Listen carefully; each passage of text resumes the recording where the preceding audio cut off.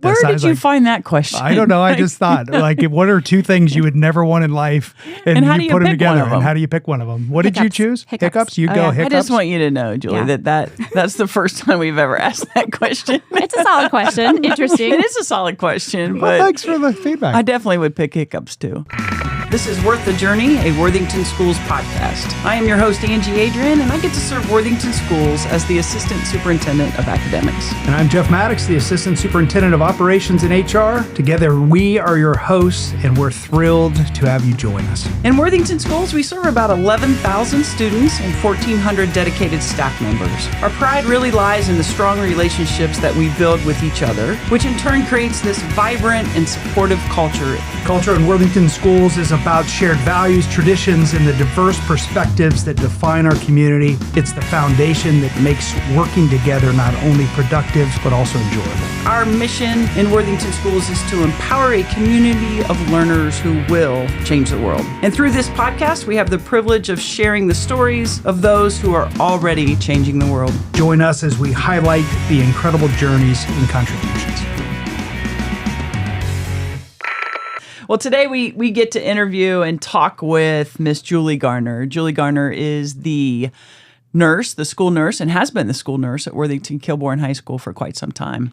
Even back in the day when I served as the principal at Worthington Kilbourne High School, Julie took care of me a couple of times. That's cool. Suffered from some migraine headaches, and Julie got me in there and got me ice packs and shut the curtain, and the principal got to take a nap for a half an hour and get rid of that migraine headache. So, Julie, it's so good to have you. Thanks for having me. Happy to be here. Tell us, how long have you been at Worthington Kilbourne High School? Tell us a little bit about your family. Let's get to know you a little bit. Well, my family moved to Worthington, specifically Worthington, per my dad. Got a new job with Motorola back in the day, 1978. So started first grade, Mrs. Wyann's classroom at Worthington Estates. Remember my first friend hitting her accidentally with the chair, taking it off my desk. Mrs. Wyann made all that okay. And So we're going with it was an accident? it was an accident. It was Okay. Chris. Yeah, it was a good buddy that we both know, Kristen Can you Brown. imagine? Oh, yeah. Yeah, she lived Absolutely. They lived up the street from me. We walked to school every day all through elementary school, so it worked out fine. Yeah. And Julie's not the kind of person that's going to do that on purpose. Come on, Julie. Absolutely. Yeah, Soccer, that's true. lacrosse field, maybe, but not at school. Yeah. Obviously went to Worthington, and Worthington was in that last class before Kilbourne opened. Funny enough, our family actually almost relocated to Louisville when I was in middle school. My dad got a really great opportunity down there, and he couldn't bring himself to move from Worthington. So my sister was a senior in high school, and he lived in Louisville for 2 years to keep her intact in Worthington junior and senior year. And she graduated from there. And after that, he said, I'm just going to get a new job. We're just going to stay in Worthington. So I kind of feel good about that. Moving on from there, I went to University of Kentucky. Wasn't sure what I wanted to do with myself. Nursing was not something that I thought of as a kid. I was really kind of keyed into history and more English-related subjects. I always liked science. I was pretty good at science, but I never gave it a career thought. So once I got to Kentucky, explored some avenues and thought nursing was the way to go.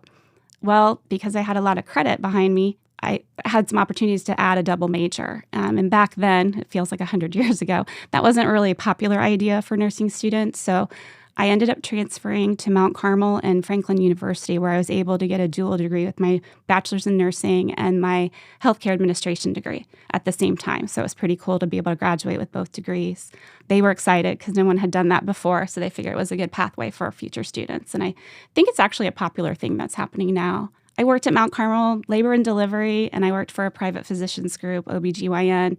I clerked for this group all through nursing school, so two of the older physicians hired me to stay on. We just had a good group, and the three of us got along pretty well with their other nurses in the office. So life happened, got married, have 3 kids under the age of 2.5, twins included. So I stayed home for a couple of years, and getting back into the career life, I have to thank Linda Beagle, who was the original nurse at Worthington Kilbourne. She attended a bridal shower at my house for her soon-to-be daughter-in-law at the time, who was marrying her oldest son, and got to know each other a little bit. And when she was thinking about retiring, she was trying to recruit some nurses to come into the school role, and I kind of fell under her wing and got my nurse licensure at Otterbein University, and then all uphill from there. Listening to your journey, I was kind of reflecting on the fact that your mom was a longtime member of the Worthington schools. Yep, she was. She was my study hall monitor at Worthington High School. Mind you. Super patient. At That's school? actually where I learned how to play euchre, is the Yes. first period study hall. Oh, yes. euchre was very And, popular. Mrs. Bush and Mrs. Shaver. Yep. Still friends. They We're travel still together all the friends, time. were my study hall monitors. And then fast forward, when I became the Dean of Students at Thomas Worthington, your mom was part of Student Services and worked with me at Student Services. Huge shout out to my mom. She was a stay-at-home mom, tinkered around with different things until I hit 8th grade. Her first job was at the 9th grade building at Kilbourne. She was the study hall monitor there before we went to 9th grade. Gotcha. Then once we went to 9th grade, that was her first year then at the high school. And she did bounce around study hall. She was in the guidance office, I think, for a little bit. And then obviously the dean's office. She has great stories about Jeff and your wife, Kelly, who is one of her favorite people on the planet. But yeah, she spent 25 years in Worthington in that support position. And she, again, one of the perks of staying in Worthington, she got to stay and really do what she loved doing. Jeff, I'm assuming that your homework was done, that your studying was done before you 100%. began playing without a euchre. doubt. I mean, come on. Yeah. I would probably go till about 10 or 11 o'clock at night, get my homework done. Just so you could play euchre during study hall. Yeah, so I could play euchre. It was the norm. It was really the norm was. back It then, was the wasn't norm it? back I then. It remember. Euchre really was was. super popular back It then. really was. It was a good thing we didn't have cell phones then. We could That's play euchre. so right? true. Like, it's so true. Absolutely. That is so true. So true. So, Julie, talk with us a little bit about just the daily life as a school nurse. Well, every day's different, and you never know what's going to walk in the door. So that's part of the perk, I think, of school nursing. Every day looks a little different. It's not mundane. It's not routine. School nursing's definitely evolved, even in the 18 years I've been in the district. It really started out, you think of probably how you guys perceive our elementary school days, middle school days, is like ice and Band-Aids. It's evolved in so much more than that. A lot of care planning. I think as our healthcare technology has increased, we have a lot of kids surviving childhood with a lot of serious health conditions, and we're seeing that moving through our school districts. So a lot of multiple needs for students, specialized needs, and that falls onto the school nurse to work with the team at the school to kind of build that care plan so that student can be at school every day. Part of the trend that we're seeing, especially at the high school level, and I think Thomas is in the same position as Kilbourne, we have seen an increase in our students with diabetes. Also a big increase. Last year alone, I know Thomas and Kilbourne, we had 3 diagnoses of seizure disorders, first-time seizures at school. I'm not sure why that's happening, but I'm hoping this year looks a little different. We'll wait and see. But working with teachers to recognize what's happening in the classroom in those emergency situations is huge. And we're lucky enough that I know at Kilbourne, and I think it's the same at Thomas as well, just working with that school nurse over the years, we have a really good group of staff that is supportive. It's a team, it's a team environment. Nurses coming from the hospital setting, I feel, we were a little spoiled. Everything was very black and white with how we approach things. This is different. This is an independent workplace for nurses. Some days you feel isolated on an island, but really when an emergency happens in our schools, it's teamwork all the way. And I think the biggest thing that we can do is communicate with our teachers, knowing that game plan, what to look for, what's an emergency, how we're contacted in the building, and how we respond to that. Again, we work as a team pretty well at Kilbourne. We've got people stationed all over the building that handle, the ambulance arriving in a true squad call versus, just coming up to get a sick student with a wheelchair. Things look different, but communicating all that to teachers so they know, hey, don't panic. We got this. We're lucky enough that we do have each other to support during those types of situations for medical emergencies. Yeah, you talked about responding to those medical emergencies. Can you share or think of a memorable experience where quick thinking, your nursing skills, the collaboration with the staff was resulted in a positive outcome? Yeah, I think a lot of our emergency response when we've had to administer EpiPens, anaphylaxis can look different for a lot of people. our teachers take things serious. When a student says, hey, I don't feel right, I feel funny, they get them to me. And in a couple of those situations over the past few years, it's the teacher walking the student down to me, recognizing we've got a problem.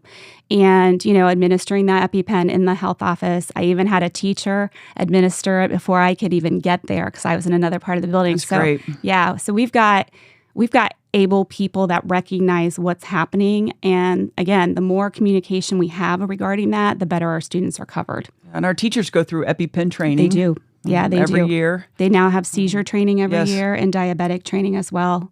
And that's definitely evolved, And soon right? to be Like AED that's- training. The AED, yeah. Yes. The high schools were lucky enough to work with the ADAM project last year through Nationwide Children's Hospital, and we are accredited with our emergency response for AED emergencies. It was kind of fun going through that with our team, building the team at Kilbourne and then practicing the drills. A lot of laughs, but a lot of seriousness behind Sure. that. And I think we do all keep our sense of humor. I mean, medical emergencies are very, very scary. And I think that we bring a little humor behind things, but we know what we're doing, we've practiced, and then we're serious. But we keep things as light as we can just to be able to day in and day out face what might come up our way. Ange, we're just minutes into this podcast, and we've evolved from ice and Band-Aids Oh, absolutely. to unbelievable complexity of a job. So as I listen to you talk, Julie, I want you to kind of share with the listeners what makes you good at your job, what makes a school nurse good at their job. What are those qualities? Yeah, well, just looking at our health service team across the district, I mean, we've got, health office assistants, all RNs, all LPNs, our licensed school nurses at our middle school. Everybody brings a calmness, I think, to the job. They know what they're doing. I think school nursing's tough because we are isolated. Even in a building full of working as a team, we do have a team behind us, but some days can feel a little more isolating. But bringing the knowledge and the confidence to what we're doing day in and day out with the kids, compassion's part of that, and building relationships with parents. And I feel like overall, across the district, we're doing that and keeping those lines of communication open. It's huge. My student, my oldest, went through a major health crisis, and to respond to that, he should have died back in fourth grade. But I'll get choked up talking about it. But for me, watching how the school responded to that, the teachers, the school nurse, we're lucky he's around, but having that support's huge, very, very huge. I watched you build relationships with students and parents, obviously, but it wasn't uncommon to find students in your office. And I remember walking through there sometimes because for those of you in the audience that don't know, Julie's office was kind of close to the principal's office, and you could take a shortcut out to the art hallway, but you had to walk through Julie's office to do it. And there would be students in there. And I would be like, are you okay? Are you sick? Nope, just hanging out with Nurse Julie, right? Just having a conversation with Nurse Julie. And some of those students were students that you see on a regular basis, and some just pop in to talk to Julie. And that's pretty cool to see that. When you talk about, certainly you feel isolated at times. There aren't any other nurses in the building, so there isn't this team of nurses, but you made it a point to connect with students, connect with teachers alike, and I was always really proud of that. Thank you. I crack up sometimes. I look at my cell phone and the text messages. Yep. It looks like my best friends are all high school students and their parents. So, I feel blessed that I can, have that relationship with them. I even have one of my diabetics that I've stayed in touch with. She's a senior at Ohio State. We get to lunch before every semester starts. We actually just got together a couple weeks ago. She had a trip to England that she wanted to share with me how it went. But those relationships are cool, and the fact that they move on past high school is even neater for me. I think the health offices see a lot of students for a lot of different reasons. Kids maybe in trouble with discipline. We do see those. We see mental health concerns. Not just the physical needs. We also see some of the kids that maybe just aren't fitting in for the day or having a bad day. I think just looking at it in a broad scope, we see across the board the entire population at times, day to day. And what that looks like every day, again, it's different. But kids need a place to be able to feel safe and maybe just have some downtime. So you've done this well for a long time. You have to have a success story that you just carry with you. Something that has happened that, it's gone from, this story to ending and resulting in a success? Do you have one you want to share? I think that goes back to my student that I get together with at Ohio State. She moved in partway through high school, not really knowing where to fit in, coming from a real small town. Diabetes, definitely out of control at times, ups and downs, and a lot of that stress and, just new environment and all. And I think building that relationship with her, working on that diabetic perspective, she's a success story. She is truly a success story. She'll be graduating this year from Ohio State with a biomedical engineering degree. I mean, it's fun to watch her. She's got a group of kids that she's been rooming with since freshman year. She's got a type group of social network. She's got a great job on campus at one of the labs doing research. And she's just found her way. And I remember in high school saying, you're going to figure this out. You're going to find your group, because she just struggled finding that group, moving in, partway through the high school career. Everybody's got their friend groups. And she did her best trying to find where she fit. And it just didn't work out. And I said, it's not your time. You're going to figure this out. College is going to be where it's at. And I think she has totally proven me right. That's and cool. It's fun to get together with her a couple times a year and make sure those things are still moving forward with her. And they are. And I think what Julie reflects is what a lot of our employees in the district do. They have a job, but the job, it expands and exceeds what the job expectation is. And Julie is highlighting a relationship with Absolutely, that yes. somebody she's maintained, through college now. Mm-hmm. And we just have so many of those people who come here and recognize they have a job, and an important one, right? But it's way more than the job. And it's about the individual person and the relationships. And that's just one example. That's one example. Julie probably could have told us several other stories. Absolutely. Julie, is there anything that you wanted to share with our audience today that we didn't ask you? No, I'm just thankful to be here. I think shedding a light on the school nurses. We're a small subset of the district. So I think just remembering we're there. Shout out to your school nurse if you're in the building. They're there for a reason. They're there to help. They're there to hopefully avoid emergencies, but if one happens, they're there to support it. Other than that, it's a great district to work in. We're lucky to be in Worthington. I think our school nurses are very happy where we're at here. Again, school nursing is kind of where it's at. It's a sweet spot. It's health promotion. Yeah, we have some sick kids and we have some chronic conditions to deal with, but overall, it's a pretty positive aspect of nursing. And not too many nursing jobs can say that. So I feel pretty proud about that. There are so many important things that happen in a school, and it's layer upon layer upon layer. And you, and along with all of your school nurses, are an important part of that and have done a phenomenal job for us. Thank you. I think everybody would appreciate hearing that. Yeah, it's a good group. Well, Julie, you're not done yet. I feel like maybe we're done with the. I was hoping you guys forgot. But No. there's a whole nother part, and you know what those are, I do. right? This is going to provide me a selfish opportunity to ask you, somebody I've known for years, questions that, no, I'm joking. But in all seriousness, you have the right to ask to pass, but the answer is always no. Right. We'll wait you out uncomfortably, all right? Okay. First question. Do you like soccer or lacrosse better? Lacrosse. If you could bring back any 80s fashion trend, which one would you bring back?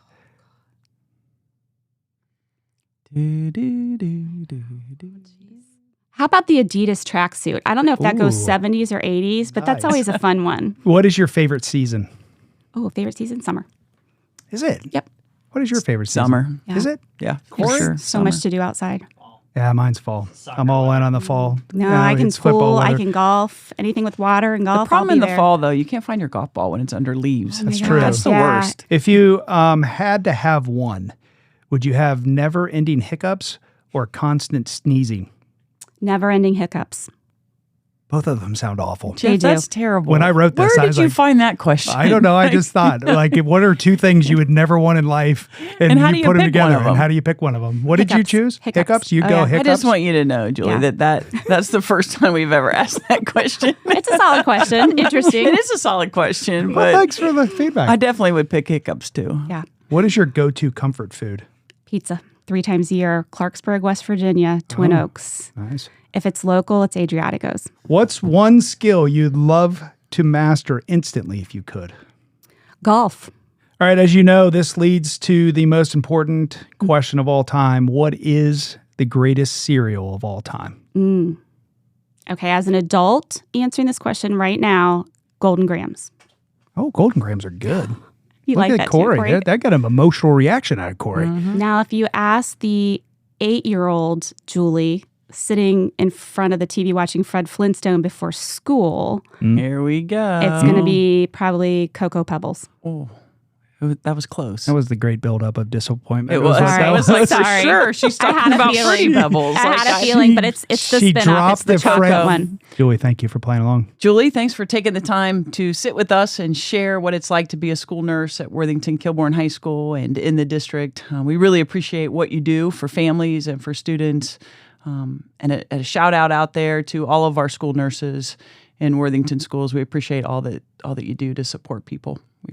I agree. Thanks for everything you have do. a great day. Thank you. You guys have a great day too.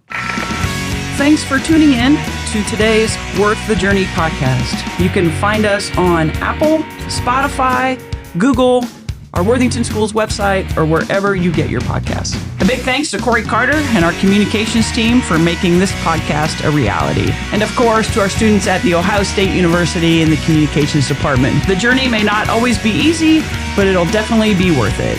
Thanks for taking care of each other and have a great day out there.